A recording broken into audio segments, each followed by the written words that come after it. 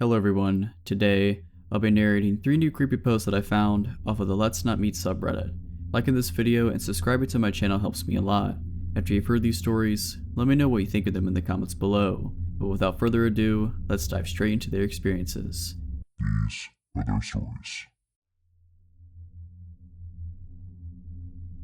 Quick backstory, I have had a stalker for about 4 years. He was never aggressive or sent me proper threats, so stubborn as I am, I did my best to ignore him and not give him the satisfaction of showing him any fear. His stalking behavior mostly just consisted of sending me letters and gifts, such as photos of my own apartment building from the outside, things he dug out of my trash can, and so on. I called the police many times, but they weren't able to, or really tried to be honest, catch or identify him. About 3 weeks ago, I discovered the AITA subreddit and thought that people might want to know about what it's like to have a stalker. Since I barely use any social media aside from Reddit and have no personally identifying information here, I didn't think he'd ever see it. One person even asked, does he know you're putting him on blast on Reddit? And I answered, maybe. Maybe it would make him angry, maybe he'd be turned on. Don't know, don't care. Well, I know the real answer now. He did see it and he did not like it. Like I said, he was never aggressive and never came close to me. The closest I know of was when he sent me a picture of myself, unlocking my apartment door, taken from the corner of the steps above. I'm thinking that he might have hid a camera there instead of being there to take the photo himself. I think I would have noticed him if he did. I don't know how he got wind of the AITA post I made, but he did. The next week was quiet, no letters, and I didn't see him anywhere. Then he left me letters with printed out questions and my answers from the AITA post. He also left me with a long hateful letter towards my boyfriend about an issue I had posted on the AITA subreddit. His letters were never hateful like that before, though he never seemed happy with my boyfriend. He wrote about how I should share the spotlight with him since I got so much attention thanks to him. A few days later, I got a gift, but this time he didn't leave it in my mailbox or at my car like he usually did. No, this time he left it inside the apartment building right in front of my door. I didn't take it inside my apartment but opened it outside. It was a pretty big box, which was also unusual, and it was taped shut. As I'm typing it out now, I realized that wasn't a good idea at all and could have ended badly for me. But luckily he didn't send me anything deadly or anything. He did, however, send me several zip ties, a roll of tape, the kind you use to tape off walls when painting, nothing you could use to restrain someone, a TV remote with most buttons picked off, a pack of band-aids with a few used ones, not actually, just made to look that way according to the police, and a framed picture of me. I could tell the picture was taken a few days ago and my boyfriend was next to me but cut out of the photo. The frame was shattered and the package was full of glass shards, clearly more than just what could have fallen out of the frame, and they were also intentionally put inside the crumbled newspaper that was stuffed in there to keep it all in place. I called the police right away and gave it to them. They were more concerned this time. Finally, thanks. It told me they'd send patrol cars more frequently. He didn't show up or leave me any letters or gifts for about another week and a half. But 8 days ago it started again. I found letters in my mailbox where he wrote about how he wasted his time on me, how I haven't been appreciating his effort, how he was wrong about me being special. 5 days ago I left my apartment in the morning and heard a crunch sound as I stepped onto my doormat. He put broken glass under it in the night. I went off to work because I was in a hurry and was just going to make my boyfriend call the police, but then I found my car had also been vandalized. The sides were scratched, lights smashed, and the windshield had a phrase painted on. "It's time soon, miss," my last name. I went back inside and called the cops myself. They found the same phrase on a note under the doormat. This time they really took me seriously, which might have been because I was just pissed at this point, which I made very clear. All of this, the letters, gifts, photos, even the glass under my doormat, are just really annoying and inconvenient, but my car was useless to me now and the threat scared me even more. I did, however, have a dash cam in my car, and it caught everything. The police said they took the footage as evidence, even though the dash cam footage wasn't of high quality, and I had given them photos of him that were just as good before, but they said it's not enough, and they told me they'll look into it further and promised to send more patrol cars again. Then it was quiet for 2 more days. Until 2 days ago, someone rang the doorbell at just after 4 AM. My boyfriend and I got up, but we were both hesitant, but I saw the blue lights outside, and just as I got up I heard them shouting, "This is the police, please open the door." They told us they were called by one of our downstairs neighbors, who came home from his night shift after about an hour earlier, and heard someone else entering the building after them before their door fell shut. My neighbors know of my situation, and I've asked them to make sure they don't let strangers into the building. This neighbor then went into his own apartment and looked through the peephole. We have motion activated lights in the stairway, so he waited to see if they had turned back on. They did. Then he saw a middle-aged man walk up upstairs. Above this neighbor are only me and my boyfriend and a single mom with 3 kids who probably won't be getting any visitors at 3 a.m, so he called the police. They came and found my stalker 1/2 floor above me on the stairs. He should have been able to see the cop car since there was a little window up there and they had their lights on, but he either missed them or wanted to get caught. They found a pocket knife on him and he confessed to being my stalker right away. He's finally caught. They got him. It took 4 years and one very vigilant and caring neighbor, but he's finally done. He's facing several charges and I've collected every single piece of evidence over the past 4 years. I don't know what kind of outcome I can expect, but for now I finally got some peace.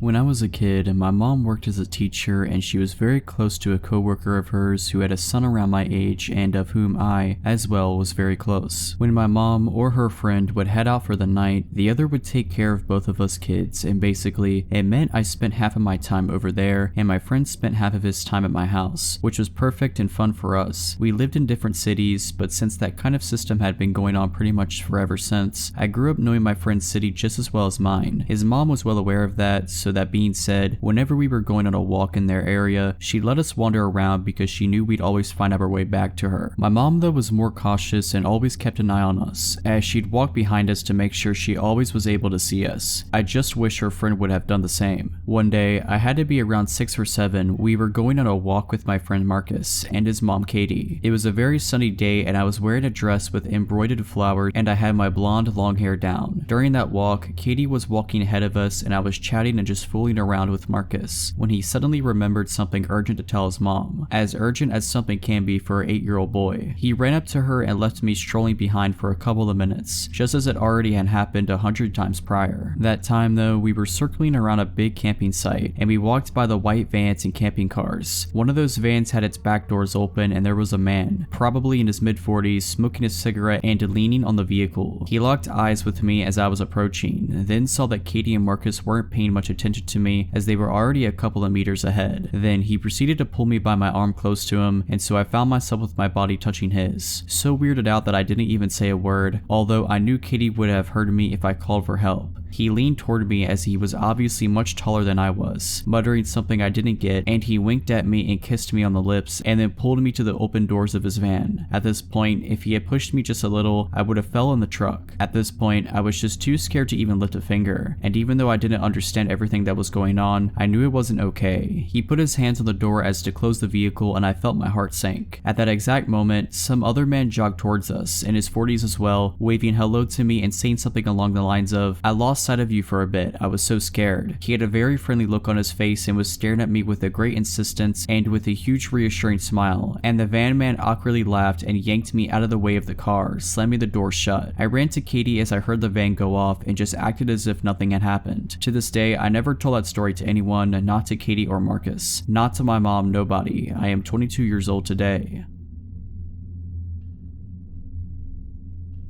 Last year, I was staying in a university hall for my final year. It's a private building, so not connected to the university, and out in the city near the main town, we have a car park but nobody really uses it because we are poor students and it costs money to park there, so mine was one of the only 2 or 3 cars at a given time. The car park isn't well lit and it's to the side of the building, so you have to walk for about 2 or 3 minutes to get into the main door. I was sitting in my car one evening after getting back from the gym, just scrolling on my phone because my seat was warm and it was dark and raining outside, so I couldn't be bothered to get up yet. I was reading an article when suddenly someone started knocking on my window, which was really odd. It was a man dressed all in black, and he started telling me how his friend had seen me through the window and thought I was really attractive, so could he have my number? I responded no, that's a bit odd and I don't feel comfortable with it. He continued to be insistent for a while, practically begging me to get out and give them my number or any social media details, telling me I should come over and speak to his friend, who was, weirdly, stood at the other side of the car park, furthest away from the building. I kept saying no and scrolling on my phone to show that I wasn't interested. He finally relented and walked away. I text one of my friends to ask if he'd come and get me and walk with me to the building. As I was waiting, this man returned but now with his hood up, and he started banging loudly on my window, saying that I was being rude, ungrateful, calling me all kinds of names. I kept staring at my phone and pretending I couldn't hear him. He then started trying my door handle. Thankfully, I locked my car after the first encounter, and then began violently pushing into my car when it didn't work. I still kept kept ignoring him and texted for my friend to probably bring some other friends with him. My friend was taking a long time to read my message, and I was terrified but for some reason didn't think to call the police, probably because I was scared of things escalating. The guy at my window had calmed down after a few minutes and walked off, saying that he'd leave me alone now. However, I watched him out of the corner of my eye join up with his friend and then maybe 3 or 4 other men. They walked so they were out of sight, but I could see their shadows lingering as they kind of circled around my car and moved towards the building but staying in the dark. They lingered there for a while until luckily another car came, which was obviously full of students going to a party due to the loud music and singing going on inside. This group of men left as they saw these people arrive, and I latched onto them and was able to walk with them as they entered the building. When I got home, my friend finally responded. He said that he'd actually heard about these guys before. Apparently they'd followed another girl into the building and into the lift a couple of days prior, then stood in the lift making really gross comments to her. She had to run to her door and lock it, where they then stood outside knocking on the door and whispering for her to open it. We were able to report this to the building, who, to their credit, then hired a permanent set of security staff. We also got the CCTV footage of both incidents and were able to pass this on to the police. Alright, so that's it. Hope you enjoyed this video. If you did, consider liking this video and subscribing to my channel. Let me know what you thought of these stories in the comments below. But as always, Have a nice day.